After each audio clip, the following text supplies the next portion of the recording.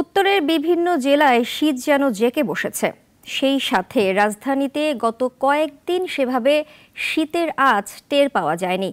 তবে নতুন বছর থেকে যেন শীতের অনুভূতি বেড়েছে রাজধানীতে।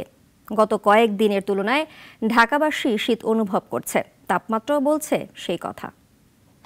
ভোর থেকে কুয়াশায় আবৃত ঢাকা, এর সঙ্গে ঠান্ডা বাতাস শীতের তীব্রতা বাড়িয়ে দিচ্ছে বহুগুণ। সকাল 10টার পরও দেখা মেলেনি সূর্যে। ঘন কুয়াশার কারণে দেশের কোথাও কোথাও দুপুর পর্যন্ত শীতের অনুভূতি থাকতে পারে।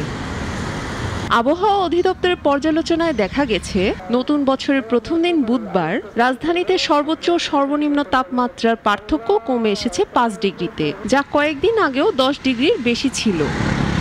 বুধবার ঢাকায় সর্বনিম্ন তাপমাত্রা ছিল 15 ডিগ্রি সেলসিয়াস, সর্বোচ্চ তাপমাত্রা ছিল 20.7 ডিগ্রি সেলসিয়াস। অন্যান্য বিভাগের তাপমাত্রার ক্ষেত্রেও চিত্র ছিল প্রায় একই। এদিকে জানুয়ারি মাসের দীর্ঘমেয়াদী পূর্বাভাসে আবহাওয়া অধিদপ্তর জানিয়েছে, দেশের বিভিন্ন অঞ্চলের উপর দিয়ে 3 থেকে 5টি শৈত্যপ্রবাহ বয়ে যেতে পারে। সেই সঙ্গে বাড়বে শীত এবং তাপমাত্রা 6 ডিগ্রি সেলসিয়াস পর্যন্ত নামতে পারে। কাজকর্ম করা যাচ্ছে না এবং বাইরে পড়া গরু বকরির সমস্যা হয়ে আছে এবং সংসার কোনো কাজকর্ম করা যাচ্ছে না। আমাদের নওগাঁতে অনেক শীত পড়েছে, আমরা এই অটো রিক্সা চালাতে পারছি না। প্রচুর ঠান্ডা, আমাদের জনজীবন খুবই বিপন্ন হয়ে পড়েছে।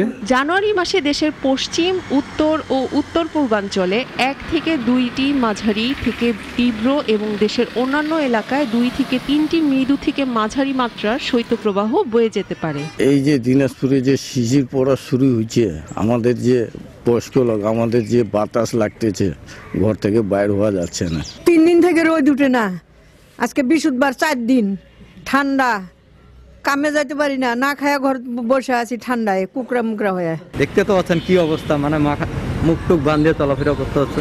দিন ও রাতের তাপমাত্রার পার্থক্য কম থাকার কারণে এ সময় শীতের অনুভূতি বাড়তে পারে। পূর্বাভাসে বলা হয়েছে, এ মাসে দেশের পশ্চিম, উত্তর ও উত্তর পূর্বাঞ্চলে 2-1টি মাঝারি থেকে তীব্র শৈত্যপ্রবাহ বয়ে যেতে পারে। এছাড়া দেশের অন্যান্য অঞ্চলে 2-3টি মৃদু থেকে মাঝারি শৈত্যপ্রবাহ বয়ে যেতে পারে। ডেস্ক রিপোর্ট, নাগরিক।